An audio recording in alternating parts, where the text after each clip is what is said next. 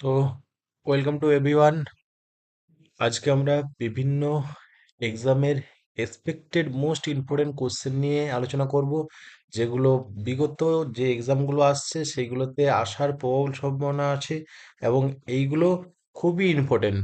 তো আগের ভিডিওতে এই পর্যন্ত হয়েছিল, আজকে তারপর থেকে শুরু করব। ওকে, লেটস গো। দেখো এরপর কোশ্চেন কি আছে।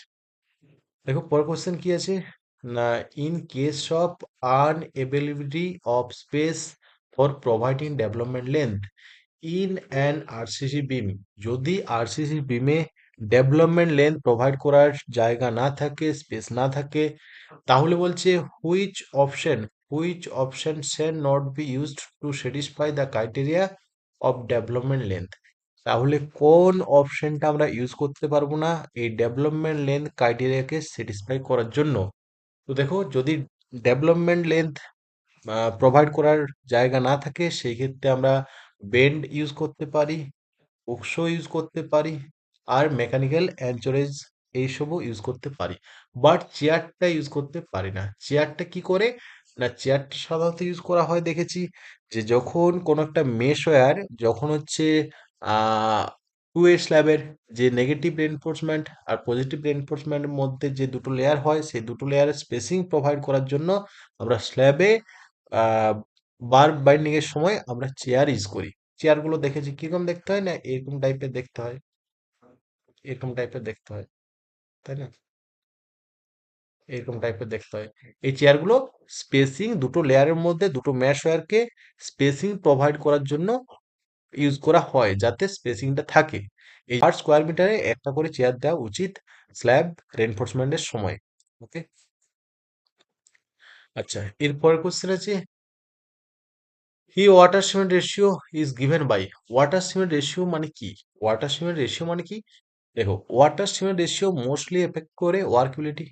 ওয়ার্কবিলিটি মানে কি? ইজি টু ওয়ার্ক উইথ, কত সহজে কাজগুলো করা যায়। কি কি কাজ? কনক্রিটিং এর পুরো প্রিপারেশনটা কি না, বলতে পারো মিক্সিং, ট্রান্সপোর্টিং, প্রেসিং, কম্প্যাক্টিং, এইগুলো কত ইজি ওয়েতে করা যাচ্ছে সেটাকেই বলা হয় ওয়ার্কবিলিটি। তো দেখো, ওয়াটার সিমেন্ট রেশিও মানে কি? এখানে দেখতে পাচ্ছি ওয়াটার আর সিমেন্ট। তো ওয়াটার সিমেন্ট রেশিও মানে কি? ওয়াটার সিমেন্ট রেশিও মানে হচ্ছে weight of water divide by weight of cement. Weight of water divide by weight of cement মানে কি হবে? Option four right. Weight of water divide by weight of cement, not volume. Okay, দেখো next question কি আছে। The materials has linear strain along X Y Z direction as point 0.05, 0.10 and 0.10। তো কি বললো, একটা মেটেরিয়ালস আছে তার মধ্যে লিনিয়ার স্ট্রেন আসছে এক্স ওয়াই জেড ডাইরেকশন, কারণ এটা 3D ডাইমেনশন। ওকে, তো তার স্ট্রেন গুলো বলে দিয়েছে, এক্স ডাইরেকশনে 0.05, ওয়াই ডাইরেকশনে 0.10, জেড ডাইরেকশনে 0.10। তারপর কি বলছে, hydrostatic stress acting at a point. কোনো একটা পয়েন্টে ধরে নাও হাইড্রোস্ট্যাটিক স্ট্রেস অ্যাক্টিং হচ্ছে, তো কত করে না 25 নিউটন পার mm স্কোয়ার। তাহলে ক্যালকুলেট করো বাল্ক মডুলাস। বলে বাল্ক মডুলাস ক্যালকুলেশন করে দেখাও, বাল্ক মডুলাস বার করে দেখাও। তো দেখো বাল্ক মডুলাস কি হয়, বাল্ক মডুলাসকে আমরা কে দ্বারা ডিনোট করি? কে মানে হচ্ছে বাল্ক মডুলাস। এটার ডেফিনেশন আমরা কি জানি? Hydrostatic stress by volumetric strain. Okay, তো স্ট্রেস বাই স্ট্রেন অ্যাকচুয়ালি। তো দেখো হাইড্রোস্ট্যাটিক স্ট্রেস কত বলেছে? 25। তো 25 লিখবো ডিভাইড বাই স্ট্রেন। তো স্ট্রেন গুলো দেখো বিভিন্ন ডাইরেকশনে এসছে, তো তিনটে ডাইরেকশনে এসছে এক্স ওয়াই জেড। তো স্ট্রেন গুলো যোগ করে নাও, তাহলে strain epsilon x plus epsilon y plus epsilon z, x Y z. তো যদি আমি বসাই কত আসবে?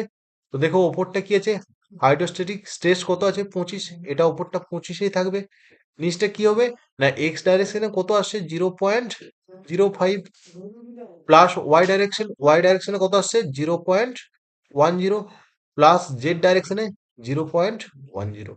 তো এইগুলো সবগুলো জুড়ে দিলে পেয়ে যাব টোটাল স্ট্রেন, তাই না? তো দেখো নিচটা তাহলে কত আসছে, নিচটা তাহলে আমি দেখতে পাচ্ছি যে 0.1, 0.2, 0.25। তো 25/0.25। তো কি হবে না, দুটো শূন্য উপরে করে দাও, তাহলে 25 একে 25, 100, তাই তো? তো 100 আসছে। তো তাহলে কোনটা হবে? Option three. কত হলো না, বাল্ক মডুলাস এলো 100 নিউটন পার mm স্কোয়ার। ওকে, নেক্সট কোশ্চেন। নেক্সট কোশ্চেন কি বলছে, পরের question, the which of the following reinforcement concrete structure is commonly used to keep the earth in in vertical earth in হবে, হ্যাঁ, spacing একটা আসবে, in vertical and stable position at locations where the ground level change abruptly. তো কি বলছে, আমরা কোন স্ট্রাকচারটা ইউজ করি, কোন রেনফোর্স কনক্রিট স্ট্রাকচারটা ইউজ করি, যেখানে আর্থ রিটেন হওয়ার প্রবাবিলিটি আছে, যেখানে কি বলছে গ্রাউন্ড লেভেল চেঞ্জ অ্যাব্রাপ্টলি, মানে ধরো পাহাড়ি এলাকা, এখানে গ্রাউন্ড লেভেল অ্যাব্রাপ্টলি চেঞ্জ হয়, তাই না? তো এখানে আমরা এই আর্থ যাতে না এখানে স্লাইডিং হয়, এগুলো অনেক সময় ধস নেমে যায়, এই স্লাইডিংটা প্রিভেন্ট করার জন্য আমরা কি স্ট্রাকচার ইউজ করি না, যেহেতু এখানে কি আছে, এখানে এগুলো আছে এব্রাট, এব্রাট আছে গ্রাউন্ড লেভেল। তো সেই ক্ষেত্রে আমরা কি করব, সেই ক্ষেত্রে আমরা একটা ওয়াল কনস্ট্রাক্টেড করব, তার নাম হচ্ছে রিটেনিং ওয়াল।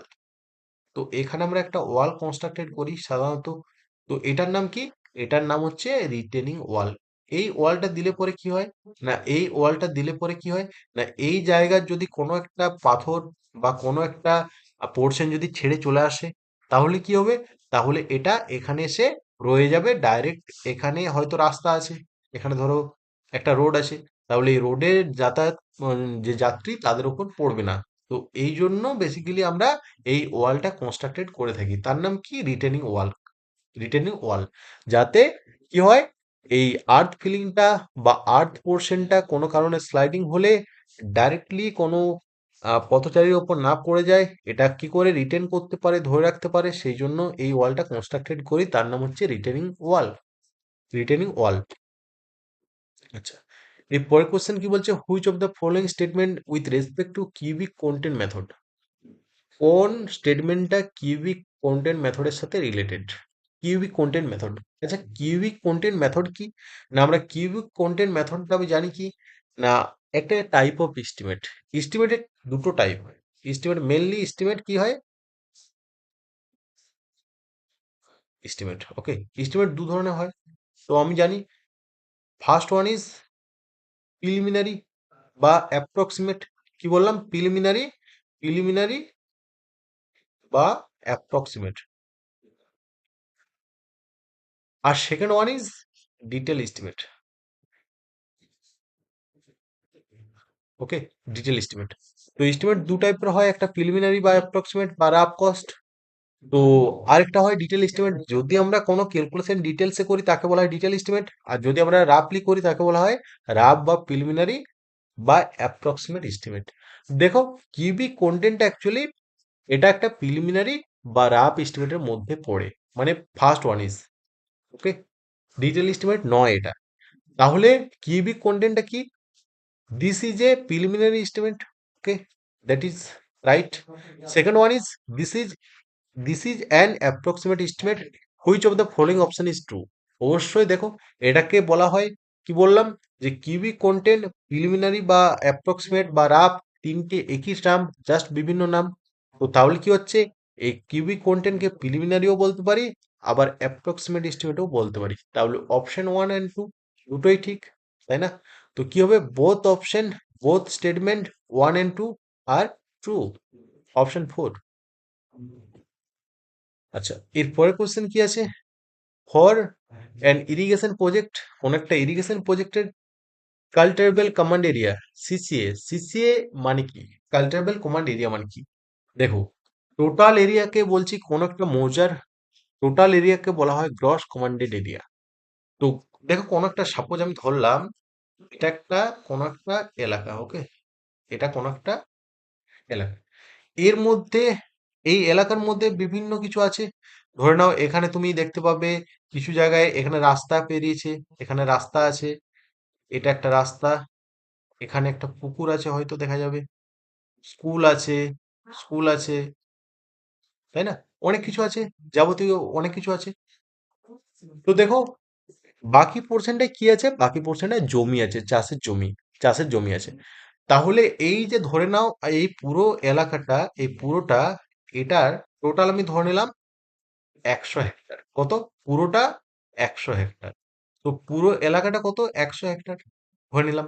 আচ্ছা, 100 হেক্টর মধ্যে, 100 হেক্টরের মধ্যে দেখা যাচ্ছে কি, 100 হেক্টরের মধ্যে দেখা যাচ্ছে যে এই স্কুল করে, এই স্কুল, পুকুর, রাস্তা সব মিলিয়ে চলে গেছে প্রায় 20 হেক্টর। তাহলে 100 হেক্টর টোটাল ছিল আমাদের এলাকাটার আহ জমি, মানে টোটাল জায়গা। তার মধ্যে কি 20 হেক্টর চলে গেল কিসে? 20 হেক্টর চলে গেল জমি। এই টোটাল হচ্ছে 20 হেক্টর চলে গেল বাড়ি ঘর, রাস্তা আর পুকুর, বাকি সব মিলিয়ে যে জায়গায় চাষ হয় না অ্যাকচুয়ালি, চাষের অযোগ্য, মানে চাষ করা সম্ভব নয়। রাস্তার উপর চাষ করা সম্ভব? পুকুরের উপর সম্ভব? বাড়ির যেখানে বাড়ি করা হয়েছে সম্ভব? না। নিশ্চয়ই থাকবেই, বাড়ি ঘর থাকবেই, পুকুর থাকবে, রাস্তা থাকবে, সবই থাকবে। তাহলে এখন আছে কত? 100-র মধ্যে 20 চলে গেছে ডেভেলপমেন্টের জন্য। এরপর পড়ে আছে 80। এই 80 একটা ধরলাম টোটাল চাষের জমি। এটাকে কি বলছি? এটা কাল্টারেবল কমান্ড এরিয়া। এটাকে বলা হয় কাল্টারেবল কমান্ড এরিয়া। যতটা অ্যাকচুয়ালি চাষযোগ্য, যতটা জায়গা চাষযোগ্য তাকে বলা হয় সিসিএ বা কাল্টারেবল কমান্ড এরিয়া। আর এই যে টোটাল জায়গাটা মিলিয়ে টোটাল প্লটটা কত? টোটাল প্লটটা 100 হেক্টর। এটাকে বলছি gross command area, GCA। Total মানে সবকিছু মিলিয়ে চাষযোগ্য প্লাস চাষের অযোগ্য, তাকে কি বলা হয়? তাকে বলা হয় gross commanded area. Gross, gross মানে সব মিলিয়ে। টোটাল এই জায়গাটা সব মিলিয়ে, ওই পুকুর, নালা, রাস্তা, বিল্ডিং সব মিলিয়ে 100 হেক্টর ছিল। এটা হচ্ছে টোটাল গ্রস কমান্ডেড এরিয়া। এটাকে বলা হয় জিসিএ। আর যে পোর্শনটা অনলি চাষের যোগ্য সেটা হচ্ছে 80 হেক্টর। ওটা কি? ওটা সিসিএ, কাল্টারেবল কমান্ড এরিয়া। তাহলে দেখো এখানে কি বলেছে, culturable command area. Culturable command area CCA মানে কি? সিসিএ মানে বলতে পারি যে জিসিএ থেকে চাষের অযোগ্য, যেগুলো চাষ করা যাবে না সেগুলো বাদ দিয়ে দাও, তাহলেই বেরিয়ে যাবে, তাই না? তো সিসিএ বলতে পারি gross command area minus unculturable area. যেগুলোতে দেখো এই বাড়ি হয়ে গেছে, স্কুল হয়ে গেছে, রাস্তা হয়ে গেছে, পুকুর হয়ে গেছে, এগুলোতে নিশ্চয়ই চাষ করা যাবে না। এই যে 20 হেক্টরটা, তো এটা চাষ করা যাবে না, মানে কি আনকাল্টারেবল এরিয়া। আনকাল্টারেবল এরিয়া, তো এটাতে চাষযোগ্য নয়, কারণ এটা চাষ করা সম্ভব না। আর গ্রস কমান্ড এরিয়া থেকে যদি আনকাল্টারেবল এরিয়া বাদ দিয়ে দিই, তো দেখি এই অঙ্কটা, এটা গ্রস কমান্ড এরিয়া কত ছিল? 100। তার মধ্যে আনকাল্টারেবল যেগুলোতে চাষের যোগ্য নয়, বাড়িঘর হয়ে গেছে 20, 20 বাদ দিলে 80 আসছে। তো সেটাই তো বলছে কাল্টারেবল কমান্ড এরিয়া কি। আচ্ছা, যদি বলতো গ্রস কমান্ড এরিয়া কি, তাহলে বলতাম কি culturable command area plus unculturable area, total area চাষযোগ্য। চাষযোগ্যটাকে বলা হয় কাল্টারেবল কমান্ড এরিয়া, চাষের অযোগ্যটাকে বলা হয় আনকাল্টারেবল কমান্ড এরিয়া। এই চাষযোগ্য প্লাস অযোগ্য দুজনকে মিলিয়ে হয় গ্রস কমান্ডেড এরিয়া। গ্রস মানে টোটাল, ওকে।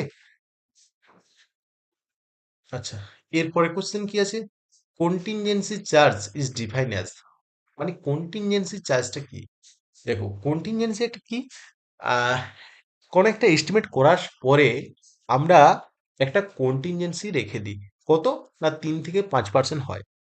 তো 3 থেকে 5% টাকা আমরা যখন, ধরো একটা সাপোজ একটা কোনো একটা ব্রিজ বা কোনো একটা বাড়ি বা কোনো একটা যে কোনো কন্ট্রাক্টের, তো টোটাল খরচা কত হলো, টোটাল এস্টিমেটেড অ্যামাউন্ট যা এলো, তার সাথে কি হবে? তার সাথে যোগ হবে কি জিএসটি, তারপর যোগ হবে কন্টিনজেন্সি শেষ, এইসবগুলো যোগ হবে, ওকে। দিয়ে গ্রস অ্যামাউন্ট আসবে, ওকে, গ্রস অ্যামাউন্ট আসবে। তো এটার উপর কি হবে? টেন্ডারিং হবে, এটার উপর টেন্ডারিং হবে। তো দেখো এখানে যদি দেখি এই কন্টিনজেন্সি, কন্টিনজেন্সি মানে অজানা খরচ। তো একটা যে কোনো একটা কাজ করতে যাও, যে কোনো একটা বাড়ি করো, ব্রিজ করো, একটা অজানা খরচা চলে আসে, যেটা এস্টিমেটে ধরা হয় না। কিছু কিছু জিনিস, ছোটখাটো জিনিসগুলো আমরা এস্টিমেটে ধরি না যখন এস্টিমেট করি। তো ছোট কিছু কাজ যদি অ্যাড করতে হয় ছোটখাটো, সেগুলো আমরা এস্টিমেট করি না। সেই ক্ষেত্রে আমরা একটা 3 থেকে 5% অ্যামাউন্ট, ওই টোটাল কন্ট্রাক্টের 3 থেকে 5% টাকা কন্ট্রাক্টরকে এক্সট্রা করে দেওয়া হয়। কি জন্য? ওই ছোটখাটো কাজ বা অজানা খরচা, ধরো একটা ব্রিজ করছো বা একটা বিল্ডিং করছো, একটা অ্যাক্সিডেন্ট চলে এলো বা জিনিসপাতি নষ্ট হয়ে গেল, এটা বা চুরি হয়ে গেল, এগুলোর দায়ভার কে দেবে? তাই না? একটা অ্যাক্সিডেন্ট হওয়ার তো কথা ছিল না, এগুলো অজানা খরচা। যেগুলো অ্যাকচুয়ালি বলতে চাইছি আমি অজানা খরচা। সেই পারপাসে যে একটা ফান্ড রাখা হয়, যে একটা চার্জ দেওয়া হয়, এক্সট্রা টাকা দেওয়া হয় কন্ট্রাক্টরকে, সেটাই হচ্ছে কন্টিনজেন্সি চার্জ। তো কন্টিনজেন্সি চার্জ মানে কি বলতে পারি? চার্জ ফর ম্যানুফ্যাকচারিং প্রজেক্ট না, ম্যানুফ্যাকচারিং প্রজেক্টের জন্য নয়। This this charge include the tax paid to the government or office rent. Government বা অফিস রেন্ট মানে ভাড়া পেড করার জন্য ট্যাক্স দেওয়া হয়, এই পারপাসে দেওয়া হয় না, এটাও না। অপশন 3 কি আছে? Charge paid to worker for installation বা ফিটিংস অফ মেটেরিয়ালস। তো এই পারপাসও না, ওয়ার্কারদের আমরা ইনস্টলেশন বা এই পারপাসের জন্য আমরা কন্টিনজেন্সি দিচ্ছি না, অজানা খরচার জন্য দিচ্ছি, যাতে কিছু আনসার্টেন কিছু কেস যদি ঘটে যায় সেইগুলোর মুখামুখি হওয়ার জন্য এক্সট্রা টাকা আমরা দিয়ে রাখি, সেগুলো আর এস্টিমেট করি না। তো অপশন 4 কি আছে? Charge that are for uncertain, okay, uncertain and unforeseen reason that are also. যে চার্জগুলো আমরা দেখতে পাবো না, অজানা খরচা বা আনসার্টেন খরচা, সেই পারপাসে যে আমরা 3 থেকে 5% টাকাটা দিই তাকেই বলা হয় কন্টিনজেন্সি। ওকে,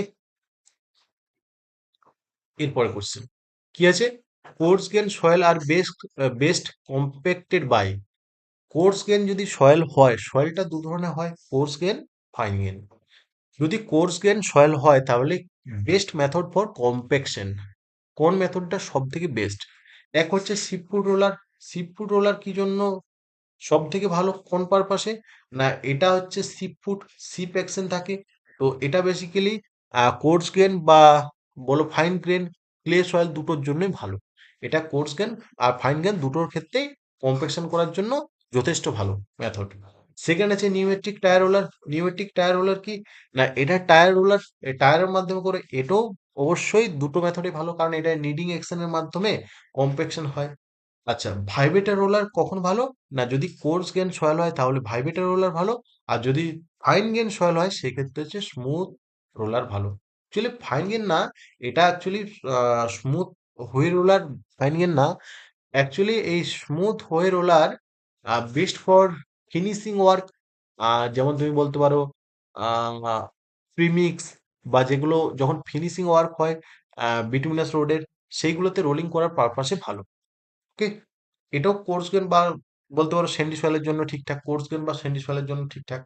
তো এটা বেসিক্যালি ফিনিশিং ওয়ার্কের জন্য আমরা রাখি। ওই কার্পেট যেমন বলতে পারো প্রিমিক্স কার্পেট বা প্রিমিক্স ম্যাকাডাম, এইসবের জন্য এটা বেস্ট। তো এখানে কি বলেছিল? এখানে বলেছিল coarse grain soil best compacted by vibrator roller. তো কোর্স গেন সয়েল কে ভাইব্রেট করলে সব থেকে ভালো কম্প্যাকশন পাওয়া যায়। Okay, option C. এরপরের কোশ্চেন কি আছে? Well graded gravel. Well graded gravel, well graded gravel মানে কি? ওয়েল গ্রেডেড গ্র্যাভেল মানে হচ্ছে G, well graded, well graded gravel, G, gravel for well graded, G W মানে কি? Well graded gravel. কি বলছে? The ইউনিফর্মলিটি coefficient shall be. তো uniformity coefficient কি? C,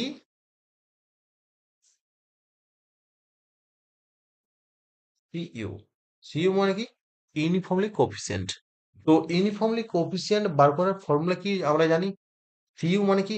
uniformly coefficient D60/D10। আমরা ফর্মুলা জানি D60/D10, D10। এটা হচ্ছে সিইউ বার করার ফর্মুলা। যদি এই ফর্মুলা থেকে আমরা D60 মানে কি? 60% particle finer than this size. D10 মানে কি? 10% particle finer than this size, this ship size. Okay, তো এটা করে যদি দেখি ভ্যালুটা, যদি আসে ভ্যালুটা যদি আসে 4-এর থেকে বেশি, যদি আসে 4-এর থেকে বেশি, তাহলে কি বলবো? গ্র্যাভেল, তাহলে গ্র্যাভেল। আর যদি এই ভ্যালুটা 6-এর থেকে বেশি আসে তাহলে বলবো ওয়েল গ্রেডেড স্যান্ড।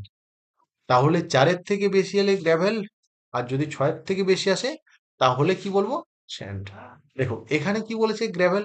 গ্র্যাভেল মানে কি? 4-এর থেকে বেশি হবে, গ্রেটার দেন 4, তাই না?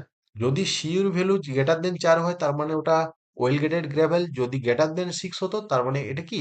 এটা স্যান্ড, তাই না? In the classification of soil plasticity chart is, যদি সয়েল ক্লাসিফিকেশন করি সেই ক্ষেত্রে প্লাস্টিসিটি চার্টটা কি কি দ্বারা রিপ্রেজেন্ট করা হয়, প্লাস্টিসিটি চার্টটা কি কি থাকে। তো দেখো, তো প্লাস্টিসিটি চার্ট আমরা দেখেছিলাম সয়েল মেকানিক্স যখন আমরা পড়ি, তখন আমরা দেখেছিলাম এরকম একটা চার্ট হয়, সেটা হচ্ছে প্লাস্টিসিটি চার্ট। কি হয় না, এখানে একটা আমরা দেখেছি যে একটা লাইন আসে, এই লাইনটাকে বলা হয় এ লাইন। কি বলা হয়? এ, কারণ এ কে সেকেন্ডে এই লাইনের সম্পর্কে ধারণা দেয়। তো এখানে আমরা দেখেছিলাম 0 থাকে, এটা 20 থাকে, তারপরে 30, 40, 50, 60 করে আহ, বাড়তে থাকে, 100 পর্যন্ত চলে যায়। তো এখানেও সেম 0 থেকে 0, 10, 20, 30, 40 এরকম করে বাড়তে থাকবে। ওকে, বাড়তে থাকবে। তো দেখো, এ এক্সিসে কি থাকে, এক্স এক্সিসে কি থাকে, আর ওয়াই এক্সিসে কি থাকে, প্লাস্টিসিটি চার্টে, প্লাস্টিসিটি চার্টে কি থাকে। তো দেখো, আমরা কি জানি, এই এক্স এক্সিসে থাকে কি, কি থাকে, লিকুইড লিমিট। কি থাকে? Liquid limit. এক্স এক্সিসে থাকে লিকুইড লিমিট, আর ওয়াই এক্সিসে থাকে কি, plasticity index. Plasticity index, IP. তাহলে বলতে পারি যে plasticity chart IP versus liquid লিমিটের একটা চার্ট, তাকেই বলা হয় প্লাস্টিসিটি চার্ট। এখানে একটা এ লাইন থাকে, এই লাইনটাকে বলা হয় এ লাইন। এটা একটা ইকুয়েশন আছে, ওই ইকুয়েশন দিয়ে যদি দেখো যে এ লাইনের ওপরে যদি কোনো সয়েল বিলং করে, তাকে কি বলা হয়, তাকে বলা হয় ক্লে। আর যদি এ লাইনের নিচে বিলং করে, তাকে বলা হয় অর্গানিক বা শিল। এরপরে কোশ্চেন কি আছে, এরপরে কোশ্চেন দেখো, the phenomenon of strength gain with no change in volume or water content is called, দেখো, যদি কোনো ফেনোমেননে স্ট্রেংথ লস বা স্ট্রেংথ গেন হয় কোনো রকম ভলিউম চেঞ্জ না হয়ে বা ওয়াটার কন্টেন্ট চেঞ্জ না করে, ওয়াটার কন্টেন্ট বা ভলিউম চেঞ্জ না করে যদি কোনো একটা সয়েলের স্ট্রেংথ গেন বা লস হয়, সেই ফেনোমেননকে কি বলে। দেখো, এই ফেনোমেননটাকে বলা হয় অ্যাকচুয়ালি থিক্সোটপি। কি বললাম? থিক্সোটপি। থিক্সোটপি মানে কি, ধরো কোনো একটা সয়েলকে ডিস্টার্ব করলাম, সেই ডিস্টার্ব যখন করলাম, কোনো একটা সয়েলের নর্মাল একটা কোনো একটা গ্রাউন্ড আছে, এই গ্রাউন্ড আছে একটা, এখানে আমি একটা বাড়ি বানানোর জন্য এই সয়েলটাকে কিছুটা এক্সকাভেশন করলাম, কেটে বার করে দিলাম মাটিটাকে। তো তার ফলে কি হবে, এই সয়েলটা আগে কত লোড নিত, সাপোজ ধরলাম 100 টন লোড নিত, 100 টন লোড নিত, ওকে, 100 কিলোমিটার লোড নিত। তো দেখো, 100 কিলোমিটার লোড নিত ধরে নিলাম, যখন হচ্ছে এক্সাভেশন করিনি, নর্মালি গ্রাউন্ডটা পড়েছিল, এরপর মাটিটা খুঁড়ে এখানে বার করে এখানে রেখে দিলাম। তো এই মাটিটা নিশ্চয়ই 100 কিলোমিটার লোড নিতে পারবে না, কারণ এটাকে ডিস্টার্ব করেছি, তাই না, স্লাইডিং চলে আসবে। তো এখন এটা আর লোড নিতে পারবে না, কিন্তু ওই মাটিটাই যেটা 100 কিলোমিটার লোড নিচ্ছিল, সেই মাটিটাই আমি জাস্ট এক্সটেনশন করে সাইডে রেখে দিয়েছি। তো দেখো, এক্সটেনশন করার ফলে কি হলো, স্ট্রেংথ লস হলো, কারণ আর 100 কিলোমিটার লোড নিতে পারছি না। কিন্তু দেখবে, কিছু সময় পর ওই মাটিটাকে রেখে চলে যাও, 1 বছর 2 বছর, আবার কি হবে, বর্ষা আসবে, গ্রীষ্ম আসবে, এর ফলে কি হবে, এই মাটিটা একটা স্টেবল পরিস্থিতিতে চলে আসবে। তার ফলে কি হবে না, ওই সয়েলটা কি হবে, স্ট্রেংথ গেইন করতে থাকবে সময়ের সাপেক্ষে, তাই না, অরিজিনাল পজিশন যেতেও পারে, আবার নাও পারে। এই যে এটাকে বলা হয়, এই কন্ডিশন বা এই ফেনোমেননটাকেই বলা হয় যে টাইম, কিছু টাইম পাস হওয়ার পর স্ট্রেংথ গেইন করবে, এটাকেই বলা হয় থ্রিক্সোটপি।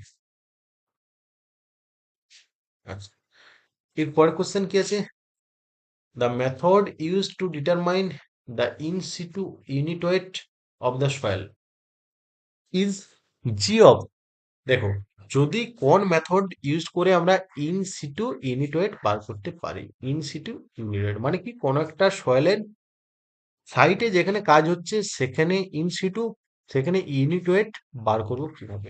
ইউনিট ওয়েট বার করলেই আমরা বাকি সব কিছু, অনেক কিছু আমরা ইঞ্জিনিয়ারিং প্রপার্টি পেয়ে যাব। তো দেখো, আমরা দেখেছিলাম ওয়াটার কন্টেন্ট বার করার মেথড কিছু দেখেছিলাম, ওয়াটার কন্টেন্ট বার করার কিছু মেথড দেখেছিলাম, আর কি দেখেছিলাম, যে ইনসিটু ডেনসিটি, ইনসিটু ডেনসিটি বার করার, বাল্ক ডেনসিটি বার করার কিছু মেথড দেখেছিলাম, তাই না, গামা বার করার কিছু মেথড দেখেছিলাম। তাহলে বলছে ইনসিটু ইউনিট ওয়েট বার করার কোন মেথডটা ইউজ করা হয়। প্রথম আছে কি, অপশন এ আছে ওভেন টাইম মেথড। এই মেথডটা আমরা ইউজ করি ওয়াটার কন্টেন্ট বার করার জন্য। সেই 24 ঘন্টা ওভেনের মধ্যে রেখে দিই। তো এটা ওয়াটার কন্টেন্ট বার করার জন্য। Pumping out of well method, এটা বেসিক্যালি আমরা পারমাবিলিটি টেস্ট করার জন্য এই মেথডটা আমরা ইউজ করি, pumping in or pumping out test. Plate load test কি জন্য ইউজ করি? না এটা ইউজ করি আমরা বেয়ারিং ক্যাপাসিটি জানার জন্য, সয়েল কোনো একটা সয়েলের বেয়ারিং ক্যাপাসিটি জানার জন্য আমরা প্লেট লোড টেস্ট করে থাকি। স্যান্ড রিপ্লেসমেন্ট মেথড আমরা ইউজ করি ইন সিটু ইউনিট বা ডেনসিটি জানার জন্য। তো অপশন কি হবে? স্যান্ড রিপ্লেসমেন্ট মেথড, তারপর কোর কাটার মেথড, তাই না? এগুলো অনেক কিছু ডিসপ্লেসমেন্ট মেথড, অনেক কিছু মেথড গুলো আছে। এগুলো কি কি জন্য ইউজ করা হয়? না ইন সিটু ইউনিট বার করার জন্য। ইন সিটু ইউনিট, দেখো। তো স্যান্ড রিপ্লেসমেন্ট মেথড বা কোর কাটা মেথড দুটোই ইউজ করা হয় ইন সিটু। ওকে, তার মধ্যে স্যান্ড রিপ্লেসমেন্ট মেথডটা এটা রেজাল্টটা ভালো আসে, এই জন্য আমরা মোস্ট কমনলি স্যান্ড রিপ্লেসমেন্ট মেথডটা ইউজ করি। আচ্ছা, এরপরে কোশ্চেন কি আছে? The ratio of volume of air to the volume of voids. তো কি বললো? Volume of air, VA, volume of air, VA, divided by volume of voids, VV. এই রেশিওটাকে কি বলা হয়? ভলিউম অফ এয়ার, দেখো আমরা জানি সয়েল একটা three phase system, three phase system, আমরা জানি সয়েল থ্রি ফেজ সিস্টেম। তো কি হয়? না কিছুটা থাকে কি, কিছুটা থাকে সলিড, এটা সলিড ধরলাম। কিছুটা পরিমাণ কি থাকে? কিছুটা পরিমাণ সলিড রইলো, এতটা সলিড ধরে নিলাম, এটা সলিড। আর কিছুটা পরিমাণ থাকে কি? ওয়াটার, এটা ধরে ওয়াটার। ওকে, আর কিছুটা পরিমাণ এয়ার। তো দেখো, এই এয়ার প্লাস ওয়াটার, এই দুটোকে মিলিয়ে একত্রিত বলি volume of void. Volume void মানে কি? Volume of air plus volume of water, that is call volume of void. আচ্ছা, এটা কি? Volume of air. তো দেখো, এই যে এখানে দেখতে পাচ্ছি, এটা হচ্ছে এয়ার, এটা হচ্ছে ওয়াটার, এই দুটোকে মিলিয়ে একত্রিত বলা হয় ভলিউম অফ ভয়েড। এই ভলিউম অফ ভয়েড এর মধ্যে এয়ার কতটা আছে, এই রেশিওটাকে বলা হয় এয়ার কন্টেন্ট। এই রেশিওটাকে বলা হয় এয়ার কন্টেন্ট, যে এয়ারের পরিমাণ কত, ভয়েডের মধ্যে এয়ার কত পার্সেন্টেজ আছে। আচ্ছা, এয়ার কন্টেন্ট প্লাস কি হবে? এয়ার কন্টেন্ট প্লাস, এখানে যদি দেখি যে volume of water divide by volume of void, তো কি হবে? না এটা হচ্ছে ডিগ্রি অফ স্যাচুরেশন। তো এই দুটো মিলিয়ে এক হবে, তাই না? আচ্ছা, তারপরে question, zero hardness of water is achieve by, কোন মেথড দিয়ে আমরা জিরো হার্ডনেস অ্যাচিভ করতে পারি? দেখো, হার্ডনেস, হার্ডনেস কি জন্য আসে ওয়াটারে? তো হার্ডনেস আসে অ্যাকচুয়ালি বাই কার্বনেট বা কার্বনেট অফ ক্যালসিয়াম ম্যাগনেসিয়াম, তাই না? তো ক্লোরাইড সালফেট এইসবের জন্য আসে। তো হার্ডনেস আমরা জানি দু টাইপের, একটা হচ্ছে পার্মানেন্ট আর একটা টেম্পোরারি। যেটা টেম্পোরারি হার্ডনেস সেটাকে আমরা বয়েলিং বা সিম্পলি লাইম অ্যাড করলেই এটা রিমুভ হয়ে যায়, টেম্পোরারি হার্ডনেস। বাট পার্মানেন্ট হার্ডনেসকে রিমুভ করা খুবই জটিল। তো সেই জন্য আমরা যদি পার্মানেন্ট হার্ডনেসকে আমরা রিমুভ করতে চাই, জিরো হার্ডনেস করতে চাই, সেক্ষেত্রে জিওলাইট বা আয়ন এক্সচেঞ্জ মেথড আমরা ইউজ করতে পারি। এই মেথড ইউজ করলে পরে হার্ডনেস কিন্তু একবারে জিরো হয়ে যায়, হার্ডনেস পুরোপুরি রিমুভ করা যায়। আচ্ছা, ওয়াটারের হার্ডনেস এর লিমিট কত? না আমরা জানি 75 থেকে, বেসিক্যালি যদি 75 থেকে 115, এটা হচ্ছে সুইটেবল, এটা খুব টেস্টি আসে জলটা। জলে যদি হার্ডনেস এর পরিমাণ 75 থেকে 115-র মধ্যে থাকে তাহলে কিন্তু আহ ভালো, মানে টেস্ট ভালো আসে। বাট পারমিসিবল আপ টু 200, 200-র বেশি হলে এটা কজ ফর রিজেকশন 600-তে আছে। তো 200 পর্যন্ত কোনো অসুবিধা নেই, এটা পারমিসিবল লিমিট। কিন্তু 75 থেকে 100 টেস্ট পারপাসে, জলটার টেস্ট সব থেকে ভালো থাকে 75 থেকে যখন 115 ppm থাকবে হার্ডনেসের ভ্যালু, তখন হচ্ছে স্বাদটা খুব ভালো হয় জলের। এটাই রাখার চেষ্টা করি 75 থেকে 115-র মধ্যে। কিন্তু 200 পর্যন্ত কোনো রকম অসুবিধা নেই, হার্ডনেস যদি 200 ppm চলে আসে কিছু অসুবিধা নেই। এরপর কোশ্চেন কি আছে? Find the secondary air pollution, কি আছে? এবং এনও, এনও, SO2 আর শুট, এই তিনটির মধ্যে কোনটা সেকেন্ডারি এয়ার পলিউশন? দেখো, আমরা যদি দেখি, আমরা জানি পলিউশন দু টাইপের হয়, পলিউশন দু টাইপের হয়। একটা হচ্ছে প্রাইমারি, একটা হচ্ছে প্রাইমারি, আর একটা হচ্ছে সেকেন্ডারি। তো প্রাইমারি পলিউশন আর সেকেন্ডারি পলিউশন। তো দেখো, প্রাইমারি পলিউশন মানে কি? প্রাইমারি পলিউশন মানে যেগুলো ডাইরেক্টলি পলিউটেড করে এয়ারকে। আর সেকেন্ডারি মানে কি? কারো মাধ্যমে, ডাইরেক্ট নয়, কারো মাধ্যমে রিয়েকশন করে পলিউশন করে, তাকে বলা হয় সেকেন্ডারি এয়ার পলিউশন। তো প্রাইমারির মধ্যে কি কি পড়ে আমরা জানি, যে প্রাইমারি এয়ার পলিউশন কি কি: কার্বন মনোক্সাইড, সিও যেটাকে বলি, অক্সাইড, নাইট্রোজেন, তারপর সালফার ডাইঅক্সাইড। এগুলো কি? এগুলো হচ্ছে basically primary air pollution. Secondary কি কি জানি? সেকেন্ডারি জানি আমরা ওজোন, ওজোন জানি, O3, ওজোন জানি। তারপর প্যান জানি, PAN, PAN, peroxy acetylene nitrate, smog. তারপর কি হয়? Formaldehyde, formaldehyde. তো এইগুলো কি? এইগুলো হচ্ছে সেকেন্ডারি এয়ার পলিউশন, রিয়েকশন করে এয়ারকে পলিউটেড করে। প্রাইমারি এয়ার পলিউশন কি আছে? কার্বন ডাইঅক্সাইড, তারপরে বলতে পারো নাইট্রোজেন ডাইঅক্সাইড, নাইট্রোজেন অক্সাইড, তারপরে বলতে পারো সালফার ডাইঅক্সাইড, সালফার ডাইঅক্সাইড। তো এই সবগুলো কি? এগুলো হচ্ছে প্রাইমারি এয়ার পলিউশন। আমরা জানি কার্বন মনোক্সাইড। কার্বন মনোক্সাইড কি? এটা আমরা জানি যে শ্বাসকষ্টর জন্য এটা দায়ী। নাইট্রোজেন ডাইঅক্সাইড, নাইট্রোজেন অক্সাইড, এটা বেসিক্যালি ভেহিকেল বা থার্মাল পাওয়ার প্ল্যান্ট থেকে জেনারেট হয়। সালফার ডাইঅক্সাইড কি জন্য? আমরা জানি বার্নিং অফ ফসিল ফুয়েল বা কোয়েল, এইসব বার্নিং করার জন্য বেসিক্যালি এটা এটা উৎপন্ন হয়, সালফার ডাইঅক্সাইড। তো সালফার ডাইঅক্সাইড কি করে? আমরা জানি এটা খুবই ক্ষতিকর, অ্যাক্সিডেন্ট ঘটায় এটা, ম্যাক্সিমাম অ্যাক্সিডেন্ট ঘটায় হচ্ছে সালফার ডাইঅক্সাইড। তো এটা কি করে? সালফার ডাইঅক্সাইড রিয়েক্ট করে অ্যাটমস্ফিয়ারের সাথে, দিয়ে অ্যাক্সিডেন্ট ঘটায়। এসিড বৃষ্টি, শিলাবৃষ্টি আমরা শুনেছি, তাই না? তো তাহলে কি বলেছে? Secondary air pollution. দেখো, NO nitrogen oxide, nitrogen oxide এটা primary. SO sulphur dioxide, sulphur oxide, এটা হচ্ছে primary. Suit primary. Ozone, O3 কি? O3 হচ্ছে, O3 হচ্ছে ওজোন, এটা সেকেন্ডারি এয়ার পলিউশন। ওকে, অপশন ডি। দেখো, কুইকস্যান্ড কি? What is quicksand? Quicksand is a, দেখো, কুইকস্যান্ড কি জন্য হয়? কুইকস্যান্ড কখন হয়?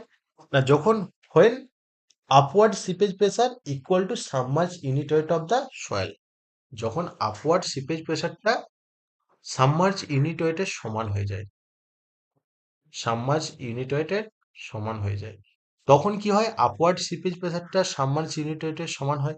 সেক্ষেত্রে কি হয়? ইফেক্টিভ স্টেজটা জিরো হয়ে যায়। ইফেক্টিভ স্টেজ যখনই জিরো হয়ে যাবে, তার মানে কি? থিওরিটিক্যালি কোনো লোড নেওয়ার ক্যাপাসিটি থাকবে না। সেই সময় যদি কোনো একটা জিনিসকে তুমি ফেলে দাও বা কোনো একটা লোড চলে আসে, সেটা তলিয়ে নিচে চলে যাবে, বিকজ কোনো রকম ইফেক্টিভ স্টেজ নেই। সেই কন্ডিশনটাকেই বলা হয় কুইকস্যান্ড কন্ডিশন। তাহলে কি কোনটা অপশনটা হবে? দেখো, অপশন সি। কি বলছে? Condition in which cohesionless soil, basically এই কুইকস্যান্ড কন্ডিশন কোয়েশ্চেনলেস সয়েলেই থাকবে। কারণ কি? কোয়েসিভ সয়েলে কি হয়? সিটা থেকে যায়, কোয়েসিভটা থেকে যায়। তাহলে আমরা জানি শিয়ার স্ট্রেন্থ মানে কি? সি প্লাস, সি প্লাস কিছু একটা, তাই না? তো দেখো, তাহলে কোয়েশ্চেন থেকেই যাবে, সেই জন্য ওটাতে কোয়েসিভ সয়েলে কখনোই ইফেক্টিভ স্টেজ জিরো আসে না, তাই না? তো দেখো, এই জন্য কি বলছে? Condition in which cohesionless soil all its strength because upward flow of water. কি হয়? আপওয়ার্ড ফ্লোর ফলে কি হয়েছে? না, সাবমার্জ ইউনিট ওয়েটটা সমান হয়ে গেছে। তার ফলে কি হবে? না, এই দুটোর ওয়েট যদি সমান হয়, সেক্ষেত্রে কি হবে? এখানে যাই ফেলবে সেটা এক্সেস হয়ে যাবে, সেটা নিচের দিকে তলিয়ে যাবে। এটাকেই বলা হয়, এই কন্ডিশনকেই বলা হয়, বা এই ফেনোমেননকে বলা হয় কুইকস্যান্ড কন্ডিশন। এরপরে কোশ্চেন কি আছে? Super elevation in a road constructed, construction. Super elevation, the super elevation in road construction is, এই সুপার এলিভেশন জিনিসটা কি? না, আমরা জানি সুপার এলিভেশন কি? Rise the outer edge respect to inner edge. কি বললো? Rise the outer edge respect to inner edge of horizontal curve, that is called super elevation. তো সুপার এলিভেশন মানে কি? হরাইজন্টাল কার্ভে আউটার এজের তুলনায় ইনার এজটা উঁচু রাখা হয়, সেটাকেই বলা হয় সুপার এলিভেশন। তো দেখো, এটা আউটার এজ, এটা একটু উঁচু রাখা হয়েছে, ইনার এজটা একটু নিচু রাখা হয়েছে। আউটার এজের তুলনায় ইনার এজটা একটু ডাউন রাখা হয়, এটাকে বলা হয় সুপার এলিভেশন। তো এটা বার করার আমরা একটা ফর্মুলা দেখেছিলাম, একটা ফর্মুলা জানি, basic formula, e plus f equals to v square by 127 R. তো এখানে দেখতে পাচ্ছি কি, না আমি এখান থেকে আরেকবার বলতে পারি, ই মানে হচ্ছে super elevation, e equals to বলতে পারি v square by 127 R minus f বলতে পারি। তো এখান থেকে আমি দেখতে পাচ্ছি কি, যে সুপার এলিভেশন কি দেখতে পাচ্ছি, না directly proportional to speed of velocity, speed of vehicle বলতে পারি, যে স্পিড অফ ভেহিকেল বা বলতে পারো inversely proportional to radius of car, radius of car. তাহলে আমি দেখতে পাচ্ছি সুপার এলিভেশন ভেলোসিটির সাথে ডাইরেক্টলি প্রপোর্শনাল, আবার রেডিয়াসের সাথে ইনভার্সলি প্রপোর্শনাল। যদি রেডিয়াস বাড়ে সুপার এলিভেশন কমবে, যদি রেডিয়াস কমে সুপার এলিভেশন বাড়বে, তাই না? তো আমি বলতে পারি অপশন এ কি বলছে, super elevation directly proportional to velocity of vehicle. অবশ্যই দেখতে পাচ্ছি যে এই যে সুপার এলিভেশন, এটা কি, এটা বাড়লে এটাও বাড়বে, তাই না? যদি কোনো একটা কার্ভে ভেলোসিটি যদি ভেহিকেলের বাড়াতে চাও, তাহলে সুপার এলিভেশন বাড়াতে হবে। Inversely proportional to velocity of vehicle না, ভুল, ইনভার্সলি নয়। Directly proportional to velocity of pavement, এটা হতেই পারে না, পেভমেন্টের কি ভেলোসিটি আছে, the inversely proportional to velocity of pavement, এটাও ভুলভাল। তো option is the correct. Next question, the bentonite is used cast in situ pile construction mainly. তো দেখো কি বলেছে, the bentonite is used cast in situ pile construction. দেখো যখন আমরা কোন একটা সাইটে গিয়ে পাইল কনস্ট্রাকশন করি, তখন পাইলের বোর হলে আমরা বেন্টোনাইট সয়েল দিই। কেননা, না আমরা একটা জিনিস জানি, বেন্টোনাইট সয়েল কি, it is the type of clay compost monolite, বলতে পারি যে মনোলাইট, এটার কম্পাউন্ড থাকে, যার ফলে কি হয়, যার ফলে এটার মধ্যে মনোলাইটের বৈশিষ্ট্য কি, যে এটার বৈশিষ্ট্য এক্সপেন্সিভ নেচার থাকবে, হাই প্লাস্টিসিটি থাকবে, তাই না? তো তার ফলে কি হয়, তার ফলে হয় যে ওটা একটা বিশাল প্লাস্টিক হয়ে যায়। বেন্টোনাইট কি, এটা আহ, কিভাবে ফর্ম হয়, bentonite formed by volcanic ash, bentonite soil formed by volcanic ash, volcanic ash যখন অনেক সময় বাদ বাদ ডিকম্পোজ হয়ে যায়, তখন তৈরি হয় বেন্টোনাইট সয়েল। ভলকানিক অ্যাশ থেকে ভলকানিক অ্যাশটা যখন ডিকম্পোজ হয়, তখন তৈরি হয় বেন্টোনাইট সয়েল। তো এই বেন্টোনাইট সয়েলের মধ্যে থাকে মন মোনোলাইট মেটেরিয়ালস। তো এটা কি, মনোলাইট থাকলে পরে কি হয়, না কোনো সয়েল বা কোনো মেটেরিয়ালসে যদি মনোলাইট প্রেজেন্ট থাকে, তো তার ফলে কি হয়, এক্সপেন্সিভ নেচার হয়, হাই প্লাস্টিসিটি হয়। এটাই আমরা চাই, যাতে কি হয়, যখন আমরা বোরহোল করি, যখন একটা কোনো বোরহোল করি, সাবমার্জিবল বা পাইল টাইল, তখন কি হয়, এই সাইডের মাটিগুলো খুঁড়ে নি, খুঁড়ে কেটে কেটে যায় বোরহোল যখন করি, তাই না? এগুলো কেটে কেটে যায়, কিন্তু এই সাইডের মাটি কি হয়, ধস নেমে যায়, অনেক সময় ধস নেমে যাওয়ার চেষ্টা করে, বেশিরভাগ যখনই তুমি কেটে কেটে যাবে, ধস নেমে যাওয়ার চেষ্টা করবে। তো যাতে ধস না আসে, সেই জন্য আমরা কি করি, সেই জন্য এই যে এই সাইডগুলোতে আমরা কি করি, একটা বেন্টোনাইট স্লারি, বেন্টোনাইট সয়েলের স্লারি দিয়ে এই জায়গাটা করে দিই। তার ফলে কি হয়, না সাইডগুলো স্টেবল হয়ে যায়। এই স্লারিগুলো যদি দিয়ে দিই, তাহলে কি হবে, এই সাইডগুলো স্টেবল হয়ে যাবে, ধস আর নামে না, চিটিয়ে রয়ে যায়। ওকে, এই জন্য আমরা বেন্টোনাইট স্লারি ইউজ করি। দেখো এরপরে কোশ্চেন কি আছে, কি বলছে, natural condition, in a natural condition A soil sample, sample হবে, হ্যাঁ, হ্যাজ এ মাস, একটা সয়েল স্যাম্পলের মাস কত আছে, 1.98 কেজি। তো কি বললো, একটা সয়েল স্যাম্পলের মাস, কিছু বলেনি, মানে বাল্ক, বাল্ক মাস, তাই, নর্মাল মাস। তো নর্মাল মাস কত বললো, নর্মাল মাস বললো 1.98 KG, 1.98 KG, 1980 gram. And volume কত বললো, 0.001 মিটার কিউব। কত বললো, ভলিউমটা হচ্ছে 0.001 মিটার কিউব। তো একটা সয়েল বললো, সয়েলের মাস আছে 1.98 কেজি, আর ভলিউম আছে 0.001 meter cube. After the completely oven dry, যখন আমরা সয়েলটাকে পুরোপুরি ওভেন ড্রাই করবো, মানে পুরোপুরি ড্রাই করলাম, শুকনো করলাম, তার ফলে কি হবে, জলটা বেরিয়ে যাবে। ওয়াটারটা বেরিয়ে গেলে কি হলো, ড্রাই মাস। ড্রাই মাস কত এসছে, 1.8 KG. M G, M D মানে কি, ড্রাই মাস। ড্রাই মাস কত এসছে, 1.8 কেজি। কমে গেছে কিছুটা, কারণ ওয়াটারটা রিমুভ হয়ে গেছে, তাই না? তো তাহলে চেয়েছে ডিগ্রি অফ স্যাচুরেশন কত, যদি স্পেসিফিক গ্র্যাভিটি 2.7 হয়। স্পেসিফিক গ্র্যাভিটিটা বলে দিল 2.7, জি এর মান বলে দিল 2.7। তাহলে আমাকে বলো ডিগ্রি অফ স্যাচুরেশন কত হবে, এসআর। এসআর মানে কি, degree of saturation. Degree of saturation কত হবে আমাকে বলো, এই হচ্ছে কোশ্চেন। তো দেখো আমরা কিভাবে বার করবো। দেখো, আমরা একটা ফর্মুলা জানি। কি ফর্মুলা, না, একটা আমরা রিলেশন জানি। গামা ডি ইকুয়ালস টু কি জানি, G gamma W, unit of water divide by one plus E. এই একটা ফর্মুলা আমরা জানি, তাই তো। তো দেখো, আমরা তাহলে কি করব, আমরা তাহলে জি গামা ডাব্লিউ বাই 1+e, এটা আমরা বার করব। থেকে আমরা গামাডিটা বার করতে পারবো। গামাডি মানে কি, ড্রাই ডেনসিটি। ড্রাই ডেনসিটি মানে কি, dry mass, dry mass by volume. Dry mass by volume করলে পেয়ে যাবো। তো দেখো ড্রাই মাস কত আছে, 1.8 কেজি। তো 1.8 ডিভাইডেড বাই ভলিউম, ভলিউম কত আছে, 0.001। তো 0.001, 0.001 হবে। ওকে, তাহলে আমরা ড্রাই ডেনসিটি পেয়ে যাব। তো এখান থেকে করলে পরে ড্রাই ডেনসিটি কত আসছে, এটা কেজিতে কনভার্ট করে নি। কেজিতে কনভার্ট করে নিলে কত আসছে, 1800, 1800 কেজি। ওকে, তো এটা চলে আসছে। তো ডাই ডেনসিটি চলে আসছে।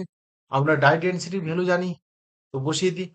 1800 ইকুয়ালস টু জি এর মান আমরা জানি 2.7, 2 point specific gravity, into gamma W আমরা জানি।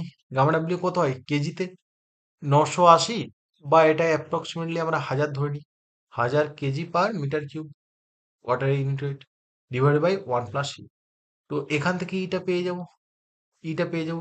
তো দেখো, এটা করে দেখো, এটা আমি করে দেখেছি, কত আসছে, 0.5, অ্যাপ্রক্স 0.5 এর মতো আসে, 0.5। আচ্ছা, একটা আমরা ভালো ফর্মুলা জানি এরপর, S E equals two WG. তো দেখো এখান থেকে আমাদেরকে এস মানে কি, ডিগ্রি অফ স্যাচুরেশন। তো এস মানে বার করতে বলেছে, এস মানে এই ফর্মুলা থেকে কি আসছে, ডাব্লিউজি বাই ই। তো এখান থেকে আমরা বসিয়ে নেব ডাব্লিউ জি বাই। আচ্ছা, ডাব্লিউ মানে কি, ওয়াটার কন্টেন্ট। ওয়াটার কন্টেন্ট আবার কি জিনিস, ওয়াটার কন্টেন্ট মানে কি, weight of water by weight of soil solid. তো দেখো ওয়েট অফ ওয়াটার মানে কি, নর্মাল অবস্থায় ওজন ছিল কত, 1.98 কেজি। যখন এটা ড্রাই করলাম, 1.8 কেজি হলো। তার মানে কি, ওয়েট অফ ওয়াটার নিশ্চয়ই যে কমলো কেন, না ওভেন ড্রাই করার ফলে ওজন কমলো কেন, না ওয়াটারটা এভাপোরেশন হয়ে গেল, এই জন্য। তাহলে ওয়েট অফ ওয়াটারটা আমরা পেয়ে যাব। তো প্রথমে ওয়েট কত ছিল, 1.98, 1.98, তার থেকে বাদ দিয়ে দাও 1.80, তাহলে ওয়াটারের ওয়েটটা পেয়ে যাব, divide by dry weight. Dry weight কত, 1.8। করলে দেখো ওয়াটার কন্টেন্ট কিছু একটা আসছে, 0.1। ওয়াটার কন্টেন্ট আসছে 0.1 বা 10%। তাহলে ভ্যালুগুলো বসিয়ে নাও। ওয়াটার কন্টেন্ট কত হলো, 0.1। জি এর ভ্যালু কত আছে, 2.7। আচ্ছা, ই এর ভ্যালু কত এসছে, 0.5। তাহলে ডিগ্রি অফ স্যাচুরেশন পেয়ে যাবে। দেখো এটা করলে পরে কত আসছে, না করলে পরে দেখো অ্যাপ্রক্স 0.54 আসে, 0.54 আসে, বা 54%। তাহলে কোন হবে, option C right. Option C কোনটা হবে, অপশন সি রাইট, 0.54। এইভাবে বার করতে পারি। এছাড়াও আরো একটা এখানেও আমরা লাগাতে পারতাম, এটা করলেও হয়ে যেত। এটা যদি করি, ধরো সাপোজ আমি কি বলছি, যদি এখানে আমরা ডাইরেক্ট এখানে লাগিয়ে দিই, আমরা একটা ফর্মুলা জানি, ডাইরেক্ট ফর্মুলা বেশ। গামা ডি ইকুয়ালস টু কি জানি বলো, G plus S E by one plus e by one plus e one plus e into gamma W. তো গামা ডাব্লিউ, তো দেখো এখানে আমি সবকিছু জানি। এখানে আমি গামাডি জানি। গামাডি কত বেরিয়েছে? 1800। জি এর ভ্যালু জানি 2.7। এসটা জানি না। ইটা বার করেছি। ইটা বার করেছি, কত এসছে? ইটা বেরিয়েছে কত? না, ই এসছে 0.5। আচ্ছা, ওয়ান প্লাস ই গামা ডাব্লিউ 1000। তো এটা করলে ডাইরেক্ট চলে আসবে এস এর ভ্যালু। এই স্টেপটা না করলেও হতো এখানটা। এটাও করতে পারো, অথবা এই ফর্মুলা ডাইরেক্ট লাগিয়ে দিতে পারো, তাহলেও বেরিয়ে যাবে এখান থেকে। ওকে, যেটা ইচ্ছে করতে পারো। দেখো এরপরে কোশ্চেন কি বলছে। টু সিম্পলি সাপোর্টেড বিম, দুটো সিম্পলি সাপোর্টেড বিম আছে, এ এন্ড বি। দুটো বিম আছে, একটা এ আর একটা বি। তো কি বলছে? আর আন্ডার সেম ইউডিএল লোডিং, দুটোই same loading UDL type. Span of A double span of B, মানে এ বিমের লম্বা বি বিমের দ্বিগুণ। তাহলে কোন স্টেটমেন্টটা কারেক্ট? তো দেখো কি বললো, দুটো বিম আছে, একটা হচ্ছে এই বিমটার নাম হচ্ছে এ, এটা একটা সিম্পল সাপোর্টেড বিম, এটা একটা সিম্পল সাপোর্টেড বিম। আরেকটা আছে বিম বি, এটাও একটা সিম্পল সাপোর্টেড বিম। তো কি বললো, দুটো ইউডিএল লোড পড়ছে, দুটো ইউডিএল লোড ফেলাচ্ছে, ইউডিএল লোড। ওকে, ইউডিএল লোড, এটা তো এটা তো। তো দেখো ইউডিএল লোড দুটোতেই পড়ছে। তো ডাব্লিউ কিলোনিউটন পার মিটার বেগে। তো কি বললো যে স্প্যান অফ এ, এ বিমের, এটা এ বিমটার নাম হচ্ছে এ, আর এই বিমটার নাম হচ্ছে বি। তো কি বললো, span of beam A is double span of B, মানে এ বিমের দৈর্ঘ্য বি এর ডবল। তো বিটার দৈর্ঘ্য ধরে নিলাম এল পরিমাণ, তাহলে এটা কত হবে? ডবল হবে। তো ওটা যদি এল হয়, এটা নিশ্চয়ই 2L হবে দৈর্ঘ্যটা। দৈর্ঘ্যটা ডবল হলে ডিফ্লেকশন কি হবে, এটাই চেয়েছি। তো দেখো ডিফ্লেকশন কি হবে সেটা চেয়েছি। আচ্ছা, আমরা জানি একটা সিম্পলি সাপোর্টেড বিম যদি ইউডিএল লোড পড়ে, তার ফলে ডিফ্লেকশন কত হয়? ডিফ্লেকশন কত হয়? আমরা জানি ডিফ্লেকশন কত হয়। কত হয়? না, deflection delta, delta equals to কি হয়?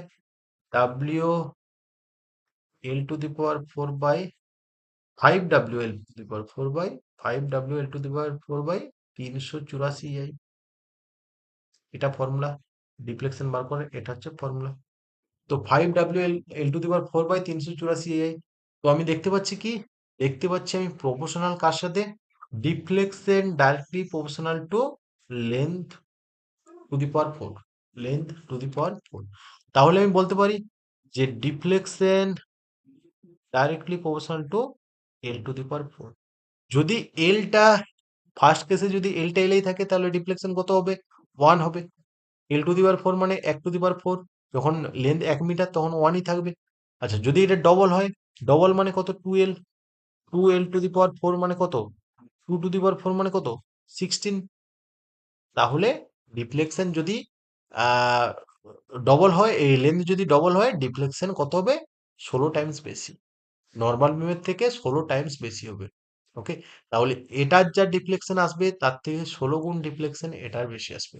বলতে পারি ডিফ্লেকশন বিম এ, এতে কত আসবে? বি এর 16 গুণ। তাহলে 16 × টু দি পাওয়ার 4 না, 2 টু দি পাওয়ার 4, তো 16। Option D correct. ওকে, এটা কি জন্য আছে, এটা মুছে দিই। ওকে, এরপর কোশ্চেন দেখো। A plot between rainfall intensity versus the time, time. তো আমরা দেখেছি একটা গ্রাফ হয়, rainfall intensity versus time. Okay, এই পাশে থাকে ইন্টেন্সিটি, রেনফল ইন্টেন্সিটি আই ধরলাম, আর এই পাশে থাকে টাইম। ওকে, তো দেখবে এই গ্রাফটা কিরকম হয় না, আমরা দেখেছি একটা গ্রাফ হয় এরকম, রেনফল ইন্টেন্সিটি ভার্সেস টাইমের গ্রাফটা কিরকম হয়? এরকম হয়, বার চার্টের মতো দেখতে হয়। হ্যাঁ, বার চার্টের মতো দেখতে হয়। ভালো আঁকতে পারছি না, বার চার্টের মতো দেখতে হয়। এটা আঁকতে খুবই অসুবিধা হচ্ছে। বার চার্টের মতো দেখতে হয়, এরকম একটা গ্রাফ কম বেশি সবাই দেখেছো। এটাকে বলা হয় কি? এটাকে বলা হয় এটা। এই গ্রাফটাই কি বলা হয়? যেখানে রেনফল ইন্টেন্সিটি আই ভার্সেস টাইমের গ্রাফটাই কি বলা হয়? না, এটাকে বলা হয় হেট্রোগ্রাফ। কি বললাম? এটাকে বলা হয় হেট্রোগ্রাফ। রানম ভার্সেস টাইম হলে হাইড্রোগ্রাফ হতো। ওকে, আচ্ছা, এরপরে কোশ্চেন কি আছে? The main function of diversion headwork canal canal from a river. তো দেখো, যদি একটা ডাইভারশন হেডওয়ার্ক থাকে কোনো একটা রিভারের সামনে, দেখো এটা একটা রিভার বয়ে যাচ্ছে, এটা একটা রিভার বয়ে যাচ্ছে, এখানে আমি একটা সাপোজ করলাম কি ডাইভারশন হেডওয়ার্ক, কারণ কি এখানে একটা ক্যানেল বয়ে যাচ্ছে। তো এখানে একটা ডাইভারশন হেডওয়ার্ক করলাম, ড্যাম বা সরি, আহ কি ডাইভারশন হেডওয়ার্ক কি হতে পারে? স্টোরেজ হেডওয়ার্ক হচ্ছে ড্যাম, ডাইভারশন হেডওয়ার্ক ব্যারেজ বা ওয়্যার। তো ব্যারেজ বা ওয়্যার কনস্ট্রাকশন কি জন্য করি? বেসিক্যালি ওয়াটার লেভেলটা রাইজ করার জন্য, রাইজ দা ওয়াটার লেভেল। তার ফলে কি হবে? এই ক্যানেল দিয়ে জল চলে যাবে। এখানে যদি না ডাইভারশন হেডওয়ার্ক করতাম তাহলে এই ক্যানেল দিয়ে যথার্থ পরিমাণে ওয়াটার আসতো না, তাই না? তার জন্য আমরা ওয়াটার লেভেলটা রাইজ করলে পরে ক্যানেল দিয়ে জল আসবে, ক্যানেল দিয়ে জল বেরোবে। এই পাশটা যদি না, এটা এখানটা অবস্ট্রাক্টেড করি তাহলে জল নিশ্চয়ই উঠবে না এই পাশে। Okay? এই জন্যই করি। এরপর কোশ্চেন কি আছে? এই বিম 10 মিটার লম্বা, fixed at end, subjected to UDL load 10 kilonewton, তাহলে ফিক্সড এন্ড মোমেন্ট কত হবে? সিম্পল কোশ্চেন, কি বলেছে? একটা ফিক্সড বিম আছে, ফিক্সড বিম আমরা দেখেছি, ফিক্সড বিম আছে। তো একটা ফিক্সড বিম আছে, ইউডিএল লোড কাজ করছে, fixed beam with UDL, fixed beam with UDL. তো ইউডিএল লোড দিলাম, এটা কত বলেছে? লোডের পরিমাণ বলেছে 10 কিলোনিউটন পার মিটার। লেন্থ কত? লেন্থ বলেছে 10 মিটার, 10 মিটার লম্বা, বিমটা 10 মিটার লম্বা, 10 মিটার লম্বা। তাহলে ফিক্সড এন্ড মোমেন্ট কত হবে?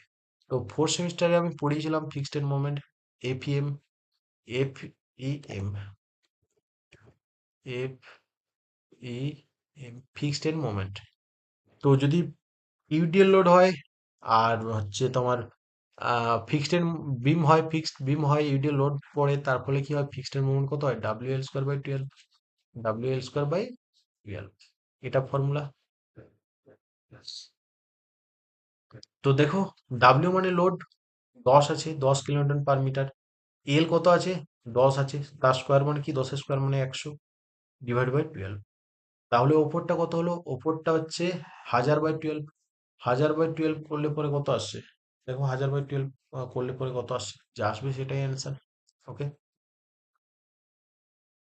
83 কিছু একটা আসবে, এটা আসার কথা, তাই না? 8 বারোয়, 8 বারোয় 96, তাহলে 83.33 আসার কথা, তাই না? আচ্ছা, এরপরে কোশ্চেন কি আছে? If the soil is expensive type, যদি সয়েলটা এক্সপেন্সিভ টাইপ মানে কি? এক্সপেন্সিভ টাইপ মানে কি? যে সয়েলটা এক্সপান্ড করে, ভলিউম ইনক্রিজ করে, যেমন ব্ল্যাক কোডন সয়েল, এটা একটা এক্সপান্সিভ নেচার, তাই না? তো এটা হচ্ছে ভলিউম কি হয়? এক্সপান্ড হয়, ভলিউম চেঞ্জ করে। তো যেমন ব্ল্যাক কোডন, পচা মাটি কি হয়? গ্রীষ্মকালে রোদ পেলে একরকম ভলিউম, জল পেলে একরকম তার ভলিউম, দু রকম রূপ হয়, তাই না? তো দেন দ্য বেস্ট ফাউন্ডেশন, এইসব যদি সয়েলের ওপর তুমি কোনো বিল্ডিং করতে চাও, ব্ল্যাক টোন সয়েল বা যেগুলো এক্সপান্সিভ নেচার আছে, ওকে, প্রপার্টি আছে, সেই সব সয়েলে তুমি যদি বাড়ি করতে চাও, ওই সব সয়েলের ওপরে, তো তোমাকে কিভাবে করতে হবে? না, আন্ডাররিম পাইল দিয়ে বাড়িটা করতে হবে। আন্ডাররিম পাইল, যেটাতে কি হয়? বাল্বের মতো থাকে, এরকম থাকে,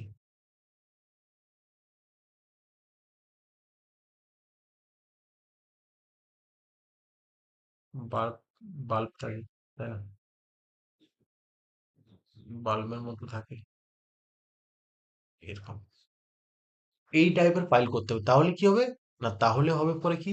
না, এই বাল্ব গুলো থাকার জন্য এই জায়গাটায়, এখানে যে মাটিটা ফেসে যাবে দুটো, এই বাল্বের মাঝখানে যে মাটিটা ফেসে যাবে, সেই মাটিটা কি করবে?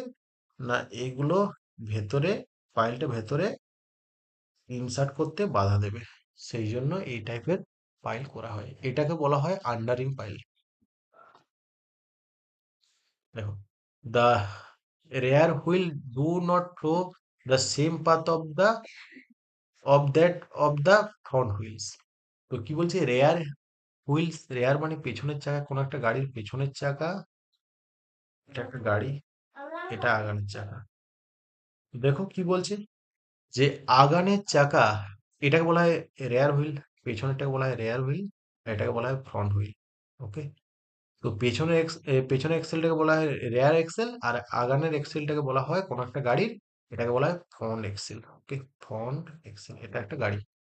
তো কি বলছে, যে rear wheel do not throw the same path as the front wheel. দেখো, যখন কার পোর্শনে আসে না কোন একটা গাড়ি, যখন কোন একটা রোডের কার পোর্শনে প্রবেশ করে, কোন একটা গাড়ি কার পোর্শনে প্রবেশ করে, তখন দেখা যায় কি, না তখন দেখা যায় যে এই আগানের চাকা যেটা দিয়ে গেছে, গাড়িটার আগানের চাকা যেটা দিয়ে গেছে, আগানের এক্সেলের চাকাগুলো যেটা দিয়ে গেছে, দেখা যায় কার পোর্শনে কি হয়, না পেছনের চাকাগুলো সেটা দিয়ে যায় না। পেছনের চাকা দেখবে একটু অন্য রাস্তা দিয়ে যায়, এটা দিয়ে পেছনের চাকার পাঁচগুলো এটা হয়ে যায় তখন, তাই না? তো তাহলে কি হয়, কার পোর্শনে ফ্রন্ট হুইলকে ফ্লো আপ করে না রেয়ার হুইল। ওকে, সেম পাঁজে পেছনের চাকাগুলো আসে না, আগানের চাকার পাঁচগুলো আর পেছনের চাকার পাঁচগুলো সেম জায়গায় পড়ে না। বাট সোজা রাস্তায় দেখবে আগানের চাকা যেটা দিয়ে পেরিয়েছে, পেছনের চাকা সেম জায়গা দিয়ে পেরোবে যদি রাস্তাটা স্ট্রেট হয়, কিন্তু কার পোর্শনে এটা হয় না। এই ফেনোমেননটাকে বলা হয় কি, এই ফেনোমেননটাকে বলা হয় অফটেকিং, তাই না? এই জন্য আমরা এক্সট্রা ওয়েডিং দিয়েছিলাম, তো দুটো পারপাসে দিতে হয়, একটা হচ্ছে মেকানিক্যাল পারপাস। এই যে যে ঘটনাটা হলো, এটাকে বলা হয় মেকানিক্যাল এক্সট্রা ওয়েডিং, যদি এটা নাম্বার অফ লেন্থটা আসে। তো এই ঘটনাটাকে বলা হয়, যে ঘটনাটা হচ্ছে ফ্রন্ট হুইলকে রেয়ার হুইল ফ্লো আপ করে না, সেম পথে আসে না, সেই ঘটনাটাকে বলা হয় অফ টেকিং। তাহলে অপশন ডি হবে অফ টেকিং। দেখো কি বলছে এর পরের question, stage develop due to application of suddenly dash time that is due to same load being applied gradually। দেখো, লোড দু ধরনের হয়, একটা হচ্ছে সাডেনলি অ্যাপ্লাইড লোড, আর একটা হচ্ছে গ্রাজুয়ালি অ্যাপ্লাইড লোড। যদি দেখি যে সাডেনলি অ্যাপ্লাইড এর লোড কেস, যদি দেখি সাডেনলি অ্যাপ্লাইড এর যদি লোড দেখি, তো আমরা কি জানি, ওয়ার্ক ডান, ওয়ার্ক ডান মানে কি, ওয়ার্ক ডান মানে কি, মানে হচ্ছে load into deformation, load into deformation, delta, load into deformation. তো সাডেনলি অ্যাপ্লাইড লোড মানে কি, মানে সাডেনলি ডাইরেক্ট লোডটা তুমি অ্যাপ্লাই করে দিলে পি পরিমাণ, আস্তে আস্তে না, ডাইরেক্টলি অ্যাপ্লাই করলে পি পরিমাণ লোড। আচ্ছা, ডিফরমেশনের ফর্মুলা কি, পিএল বাই এই, পিএল বাই এই, এই। তো ওপরটা কি এলো, ওপরটা এলো, ওপরে দুটো P, P square L by এই, নিচে আছে এ আর এ। এটা হলো সাডেনলি অ্যাপ্লাইড লোডের সময় এই কেসটা হয়। আচ্ছা, যখন এটা হচ্ছে গ্রাজুয়ালি অ্যাপ্লাইড লোড হবে তখন কি হবে, গ্রাজুয়ালি অ্যাপ্লাইড লোড হবে তখন কি হবে, না গ্রাজুয়ালি অ্যাপ্লাইড লোড কি হয়, আস্তে আস্তে লোডটা দেওয়া হয়, আস্তে আস্তে লোডটা বাড়াতে হয়, আস্তে আস্তে লোডটা বাড়াই। তো তাহলে কি হয়, আস্তে আস্তে বাড়াই, জিরো থেকে পি পর্যন্ত লোড বাড়ে, তাহলে লোডটা কত হবে, ওয়ার্ক ডান মানে কি, ওয়ার্ক ডান মানে কি, load into, load into delta deformation, তাই তো? তো লোডটা কি হয়, না জিরো থেকে আস্তে আস্তে বাড়িয়ে পি পর্যন্ত নিয়ে যাওয়া হয়। সাডেনলিতে কি হয়, ডাইরেক্টলি পি লোড অ্যাপ্লাই করে দিই, তাই না? একটা থাপ্পড় মারলাম গালে, তার মানে কি ওটা সাডেনলি ডাইরেক্ট লোডটা পড়লো। কিন্তু ধরো আমরা কি করি, আমরা আস্তে আস্তে যদি কোন একটা কারোর শরীরে মেসেজ করি, সেটা আস্তে আস্তে লোডটা লাগাই জিরো থেকে পি পর্যন্ত, তাহলে এভারেজ নেব ডিভাইড বাই টু ইন্টু ডিফরমেশনের ফর্মুলা কি, পিএল বাই এই, জানি পিএল বাই এই। আচ্ছা, তো এটা করলে পরে কি আসে, না ওপরটা কি আসছে, P square L by two A, তাই তো? তো দেখো কি বলেছে, যে এটা এসছে সাডেনলি অ্যাপ্লাইড লোড, সেটা কত টাইমস হবে, দেখো সাডেনলি অ্যাপ্লাইড লোড আছে এটা, আর এটা হচ্ছে গ্রাজুয়ালি অ্যাপ্লাইড লোড। দেখো একটা জিনিস লক্ষ্য করে দেখো, সাডেনলি অ্যাপ্লাইড আছে পি স্কোয়ার এল বাই এই, এখানে গ্রাজুয়ালি আছে কি পি স্কোয়ার এল বাই এই নিচে টু, মানে হাফ, তাই না? তাহলে কি হচ্ছে আমি বলতে পারি যে এটার দ্বিগুণ এটা, তাহলে আমি বলতে পারি যে suddenly applied load equals to two times into gradually applied load, বলতে পারি। তাহলে সাডেনলি অ্যাপ্লাইড লোড দ্বিগুণ two times the due to the same load applied being gradually, কারণ আমি দেখলাম এটা ইকুয়েশন আমি বসিয়ে দাও, তাহলে কি হবে, এটা করে নাও না। তো দেখো কত আসে, তো সাডেনলি অ্যাপ্লাইড লোড হচ্ছে পি স্কোয়ার এল বাই এই, আর যদি গ্রাজুয়ালি বসাই তাহলে হচ্ছে P square L by two এই। তো বসাও না, টু এইটা উপরে চলে যাবে আর পি স্কোয়ার এলটা এখানে চলে আসবে, তাহলে পি স্কোয়ার এল কেটে গেল, আর এই কেটে গেল, টু থাকলো। তাহলে বলতে পারি suddenly applied load equals to two times the gradually applied load.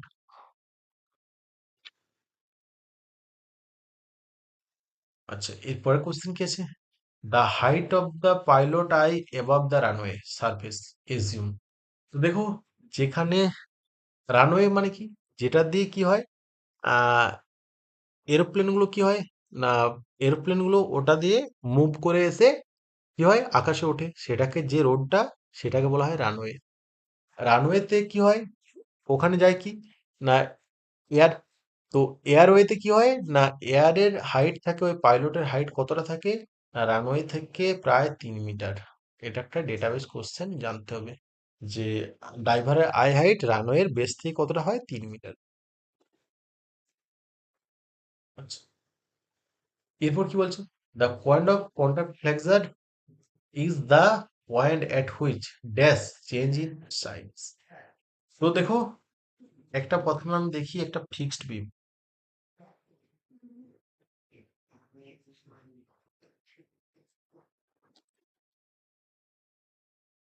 এটা একটা ফিক্সড বিম, সাপোজ ধরো ইউটিএল লোড করছি, তার ফলে আমরা জানি বেন্ডিং মোমেন্ট কেমন হবে, বেন্ডিং মোমেন্ট কেমন হবে না, বেন্ডিং মোমেন্টটা হবে, এটা একটা বেস লাইন, বেস লাইনের থেকে এই পাশে একবার নামাও, আমরা দেখেছি বেন্ডিং মোমেন্ট যখন ক্যালকুলেশন করি আমরা ছবিগুলো বার করেছিলাম, ড্র করেছিলাম, এটা হচ্ছে বেন্ডিং মোমেন্ট ডায়াগ্রাম। তো দেখো, এটা কি নেগেটিভ বেন্ডিং মোমেন্ট, এই পাশটা নেগেটিভ, এই পাশটা পজিটিভ, সেম এই পাশটা নেগেটিভ।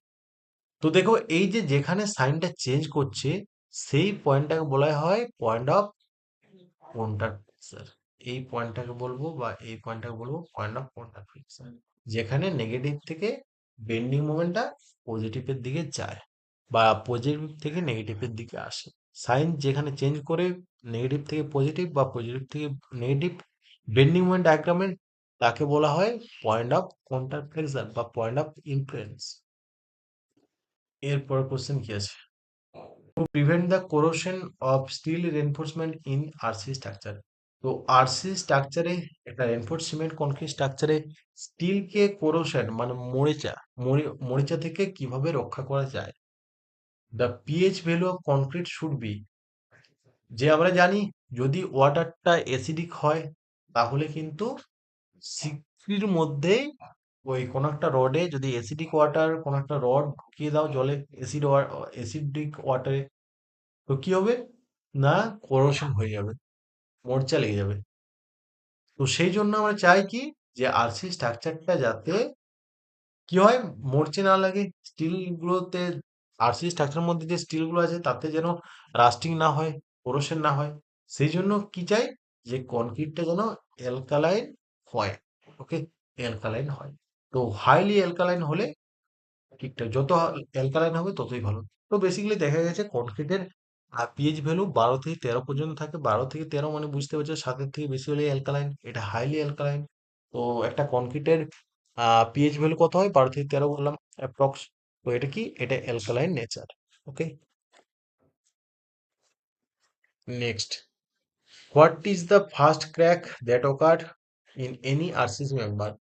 কোন একটা আরসিসি মেম্বারে ফার্স্ট ক্র্যাক যে ওকার হয় সেটাকে কি বলা হয়, specially the construction during the summer, যখন সামারে তুমি কোনো একটা কনস্ট্রাকশন করবে ফার্স্ট যে ক্র্যাক গুলো আসবে সেটা কি বলা হয়, সামারে যখনই তুমি কনস্ট্রাকশন করবে, যখনই হচ্ছে ড্রাই হবে, হার্ডেন হবে, কংক্রিটটা হার্ডেন হওয়ার পরে যখনই ড্রাই হয়ে যাবে, সবার প্রথম আসবে কি?